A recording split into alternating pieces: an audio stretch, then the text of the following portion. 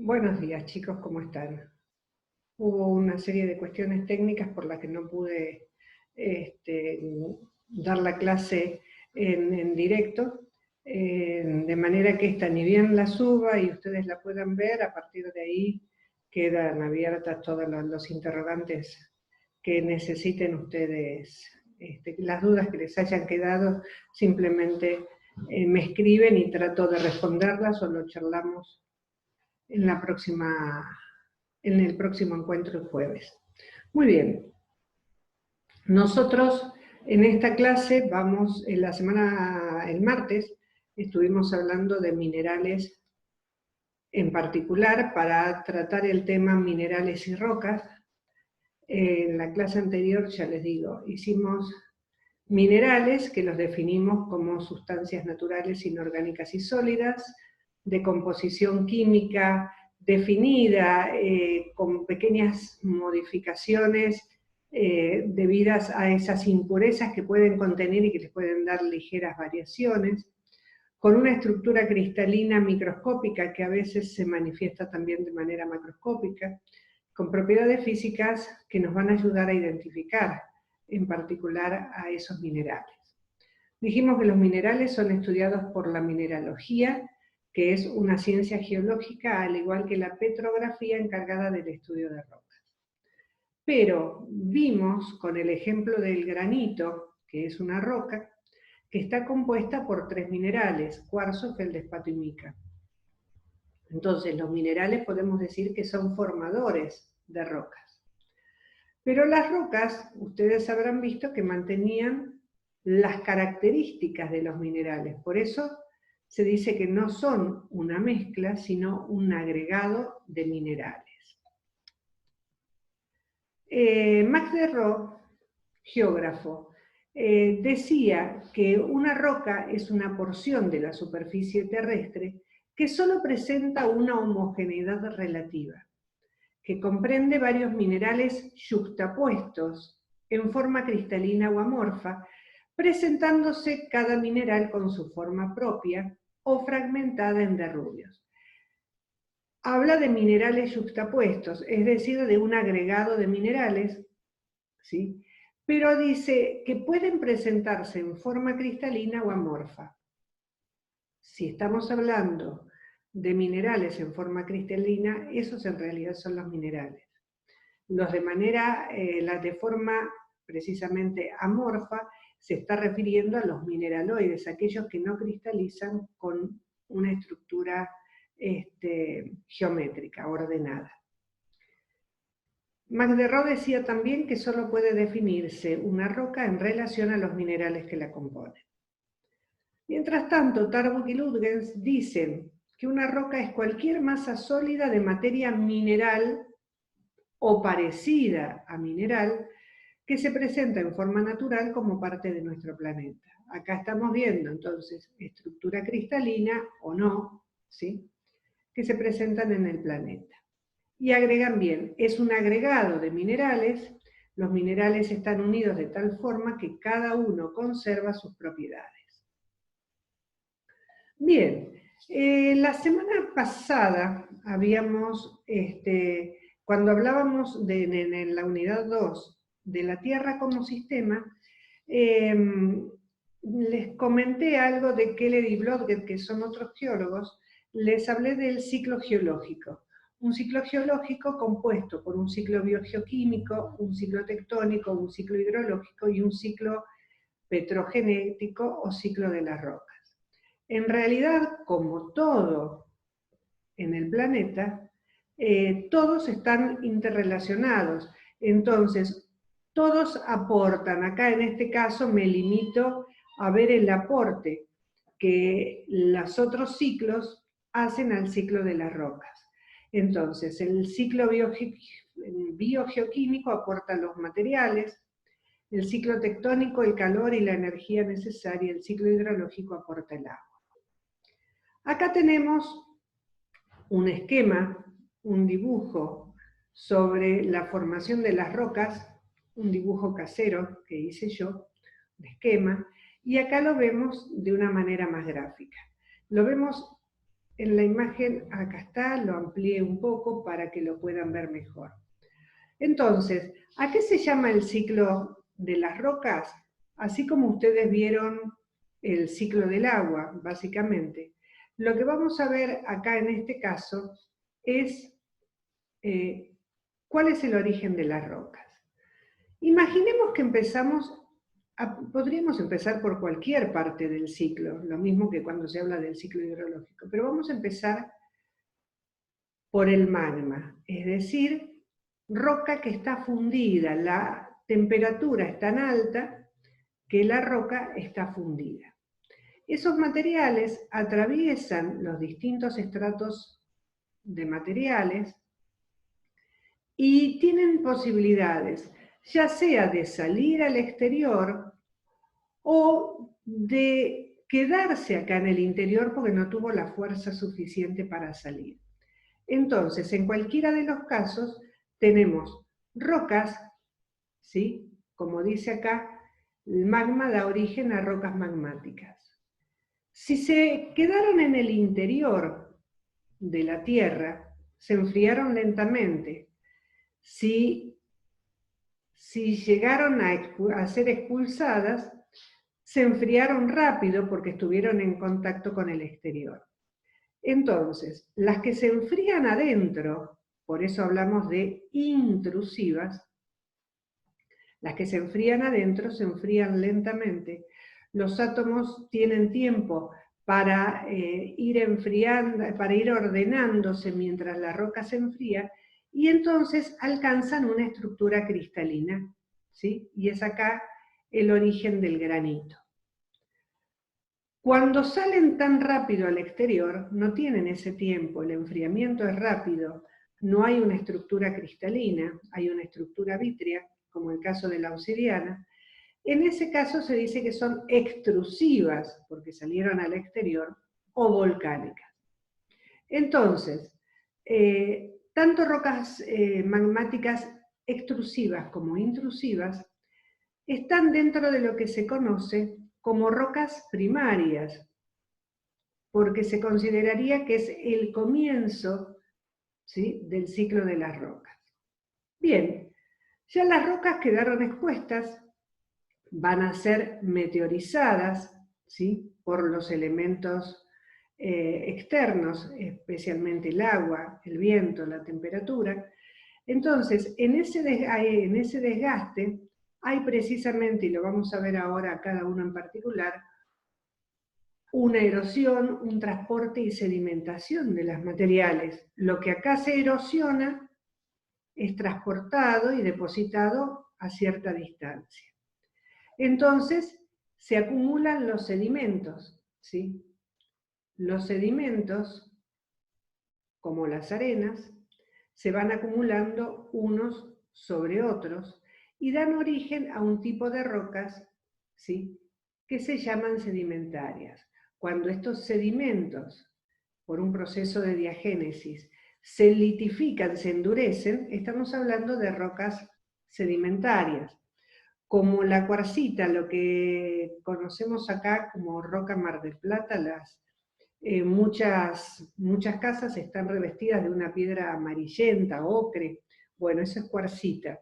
Es una roca que básicamente está formada por arenas que se endurecieron y que toma el nombre entonces de rocas sedimentarias. Entonces, acá tenemos rocas que son de origen secundario, porque las rocas primarias son las magmáticas. Pero puede ser que estas rocas magmáticas hayan quedado en el interior de la Tierra, y en el interior de la Tierra, como lo vemos acá, sufran una transformación, una metamorfosis, y entonces hablamos de las rocas metamórficas, ¿sí? Por lo tanto, las rocas primarias, también llamadas magmáticas, porque se originan en el magma, o rocas ígneas, porque tienen un origen caliente, pueden dar origen a dos rocas secundarias: las rocas sedimentarias y las rocas metamórficas. En el caso de las rocas sedimentarias pueden sufrir también meteorización y volver a transformarse en sedimentos, o bien pueden sufrir un proceso de metamorfismo y transformarse en rocas metamórficas.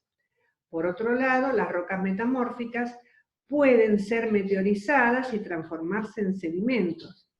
En cualquiera de los casos, fíjense que se va completando todo un ciclo.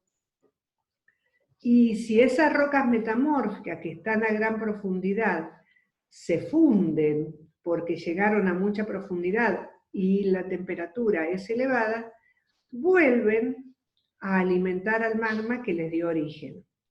Entonces vamos a encontrar algunos magmas que vienen bien del interior de la Tierra y son completamente puros, es una roca del interior de la Tierra pura, y otros magmas, ¿sí?, que están, digamos que, contaminados o con las impurezas propias de lo que estuvo afuera, lo que estuvo sobre la superficie.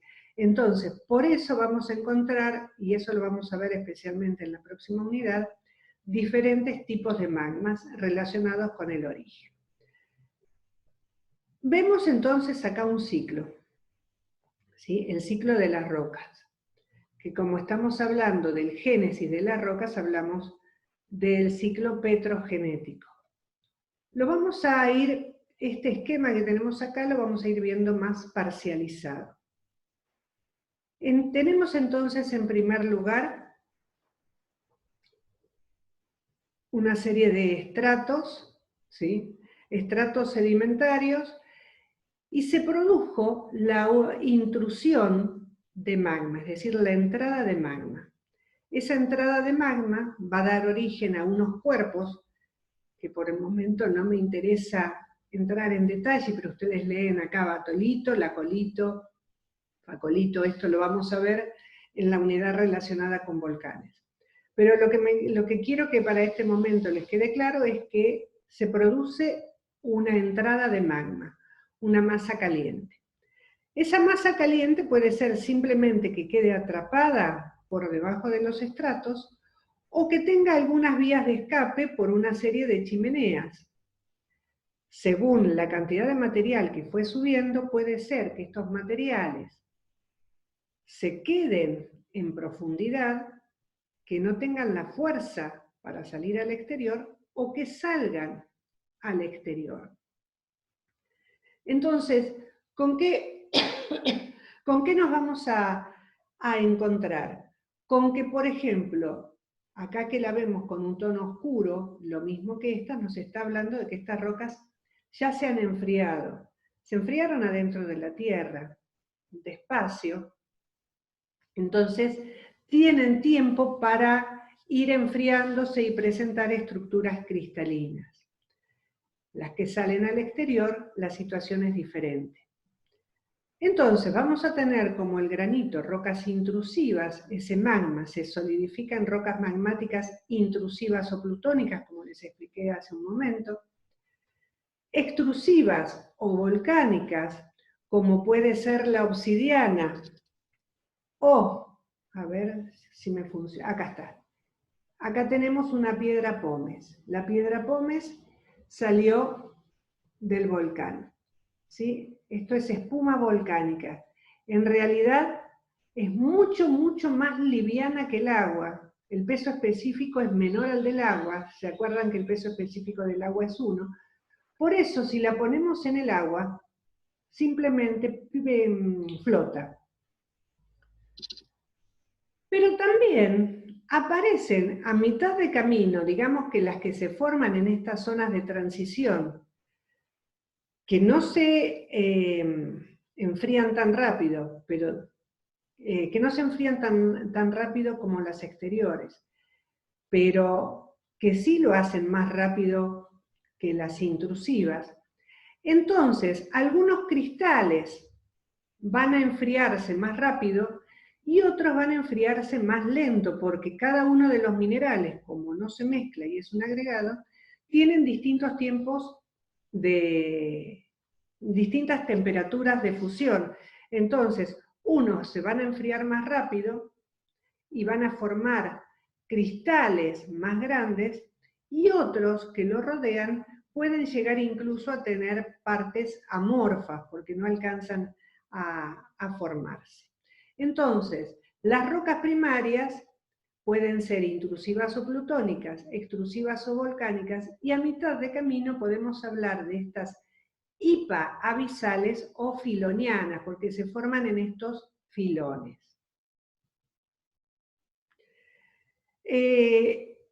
Esas rocas magmáticas empiezan a ser afectadas por el tiempo, ¿sí? Por los agentes externos. Simplemente piensen en una casa antigua, ¿sí? Cualquier casa antigua, y ustedes van a observar que nos damos cuenta enseguida si una casa es antigua o es vieja, o es nueva, porque las casas antiguas incluso a veces hasta les crecen plantas en alguna parte. En una fractura de la pared se acumulan sedimentos, se acumula tierra, nosotros decimos se acumuló tierra y ahí le creció una planta y esa planta, cuando crecen las raíces, ayuda a romper más. Y entonces vemos que ahí se va produciendo un proceso de meteorización. Los agentes externos son los que desgastan. Pintamos una casa. Cuando pasa el tiempo, nos damos cuenta que todo eso se perdió, precisamente por la acción de los agentes externos.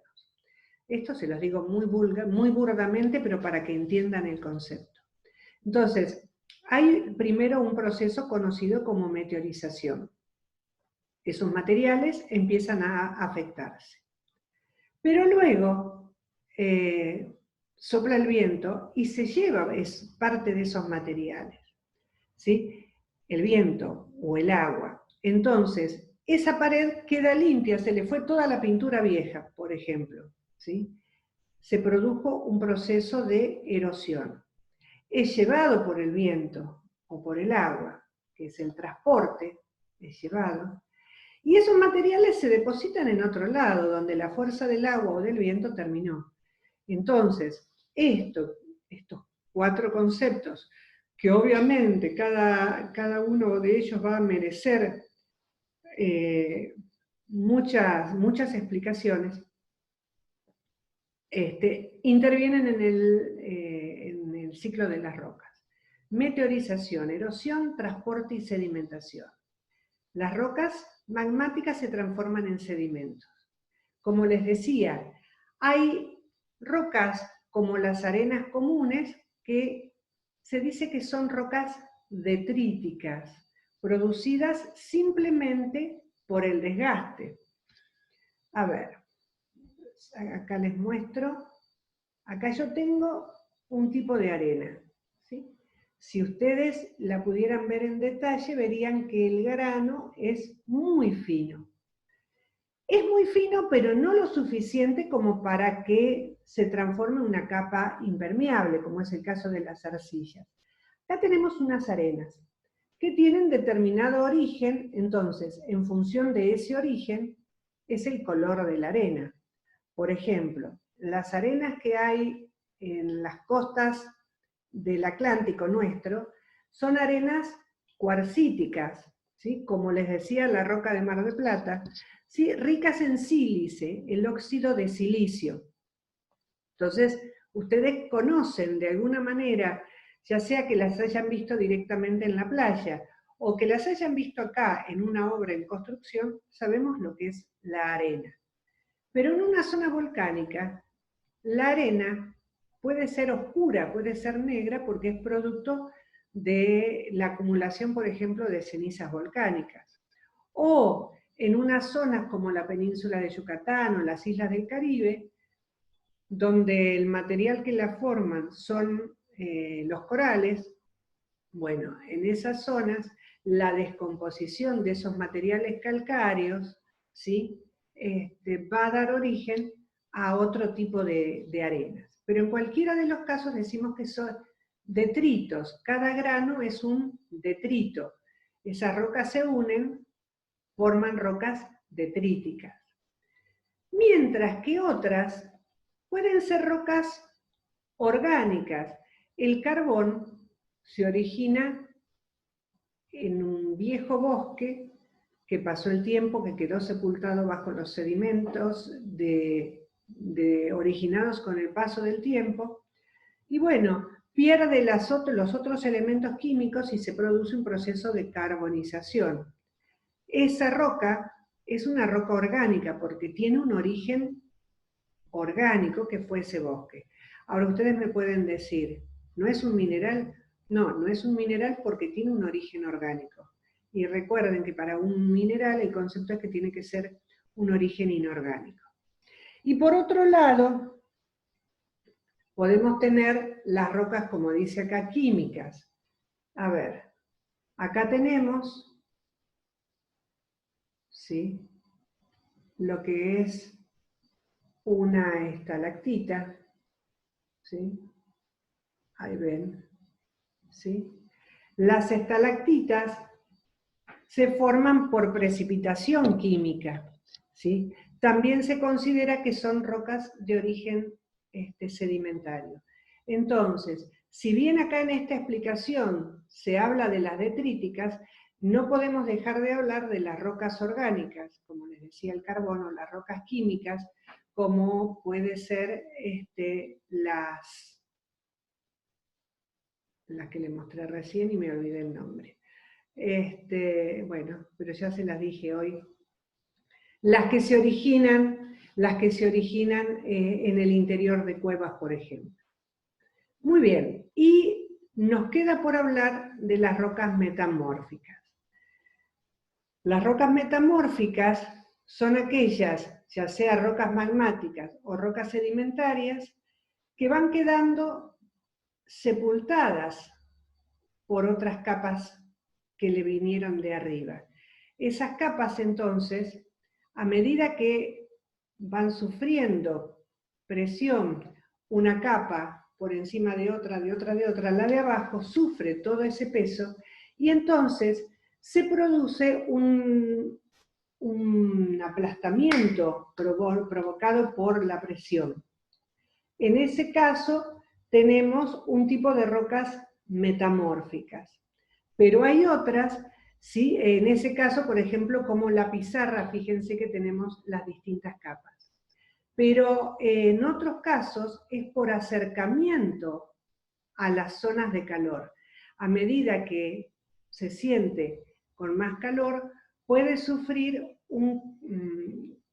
digamos burdamente, como si se cocinara, ¿sí? Y suelo usar este ejemplo para que ustedes lo entiendan. Si nosotros preparamos una torta, la tenemos acá, tenemos ya la mezcla lista antes de ponerla en el horno, ¿sí? La ponemos al horno y la volvemos a sacar. ¿Es la misma?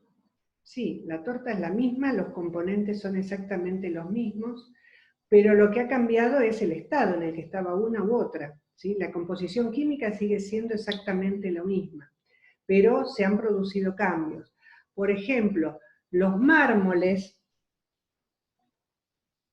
acá tenemos un huevo de mármol, muchas piedras muchas rocas y minerales, suelen tallarse con forma de huevo, ¿sí? Acá tenemos un mármol, ¿sí? El mármol ha sido utilizado mucho para las grandes esculturas. Piensen en Miguel Ángel y sus famosas esculturas como el David, el Moisés o la Piedad.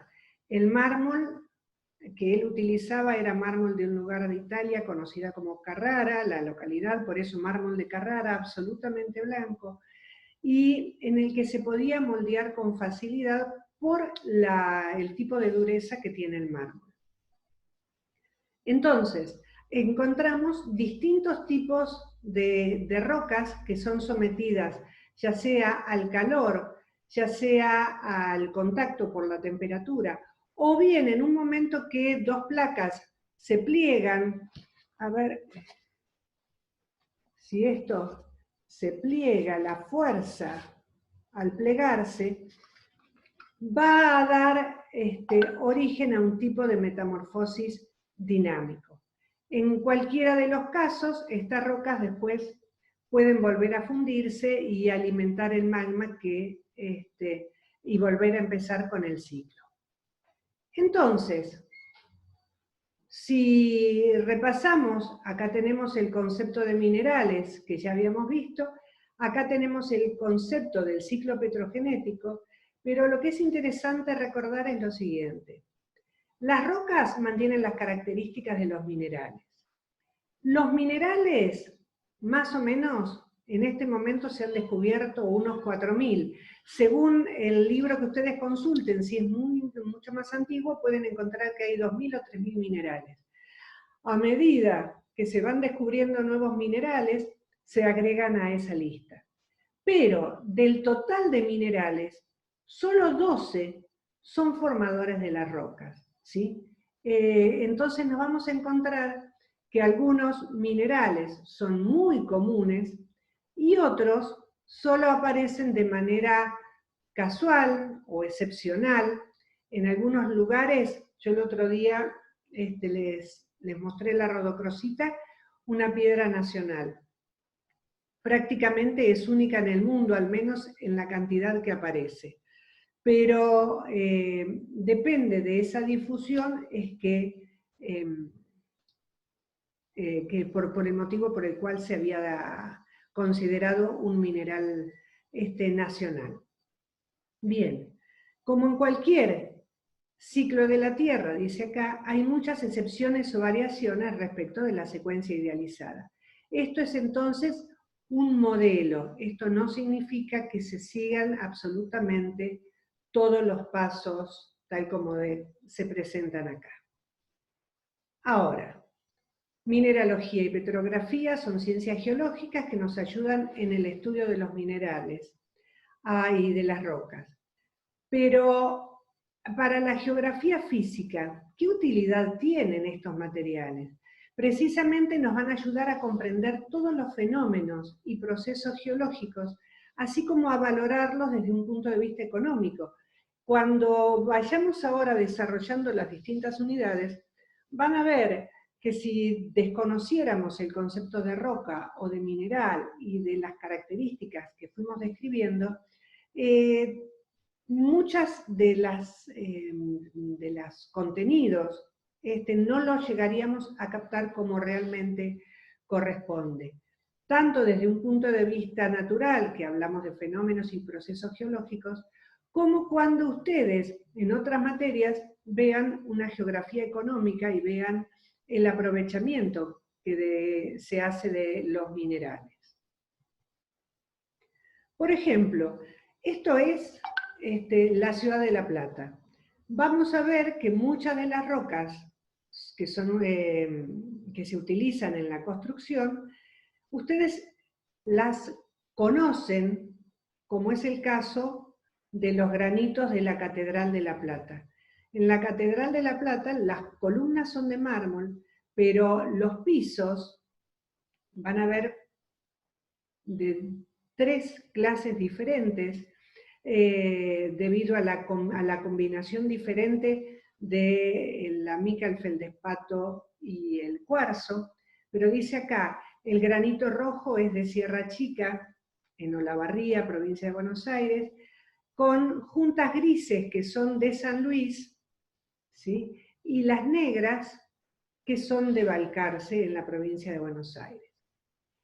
Mientras que en calle 8, sobre la calle 8, así como en el pasaje 8 bis, se usaron rocas volcánicas patagónicas que se conocen con el nombre de pórfidos. La próxima vez que logremos salir a la calle y que podamos transitar libremente, les recomiendo que empiecen a mirar con otra atención todo lo que hay en la ciudad. Calle 8 está formada por rocas volcánicas, ¿sí? Que son estos pórfidos. Pero si van por otras calles adoquinadas, el adoquín es esa piedra cuadrada en forma de cubo.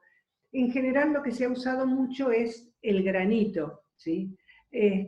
Van a ver que los granitos más antiguos, fíjense que acá presenta una superficie muy lisa, pero en los granitos, cuanto más antiguos son, están redondeadas la parte visible, porque ahí estamos hablando de una meteorización, no solo producto de los elementos meteorológicos, sino también incluso de los vehículos que lo transitan. Quiero agregar y ver esto. ¿Cómo se trabajan los minerales? ¿Cuáles son los métodos de explotación? Nos vamos a encontrar que hay toda una minería de superficie y una minería subterránea, ¿sí? Lo que depende es dónde se las encuentra. En la minería de superficie se van a encontrar que hay minas a cielo abierto, hay canteras y minas de placer. El oro en pepitas, por ejemplo, las pepitas de oro, ¿sí? Son minas que se encuentran en el río. Bueno, hablamos de minas de placer. Y una minería subterránea que hay de dos tipos, de roca blanda, que no necesita explosivos, como en la búsqueda del carbón, de la sal, de la bauxita, y una minería subterránea o de roca dura, que necesita explosivos, que es para la explotación de metales y de minerales. Y ahora voy a entrar en detalle un poco más con todo esto, pero veamos lo siguiente. El extractivismo minero. Hay una vida útil de los materiales. Cuando se descubre un mineral, ¿sí? Hay un momento de valoración de ese mineral. Yo les decía, por ejemplo, cuando los viejos mineros descubrían algún mineral, iban y compraban la mina. Muchos se engañaron, como es el caso de la pirita, el oro de los tontos. Pero vayamos a minerales que realmente son útiles. ¿Sí? Tras el descubrimiento hay una etapa de valoración, si vale la pena o no explotar ese yacimiento. Hay un momento de desarrollo, de auge de esa explotación, pero en determinado momento lo que tiene los minerales es que se agotan, ¿sí? Entonces comienza la decadencia de ese yacimiento y por lo tanto hay un agotamiento y una pérdida de valor de ese lugar. Ahora, ¿qué hacen quienes están a cargo de esas explotaciones? ¿Hay una remediación? ¿Hay una recuperación de esos materiales?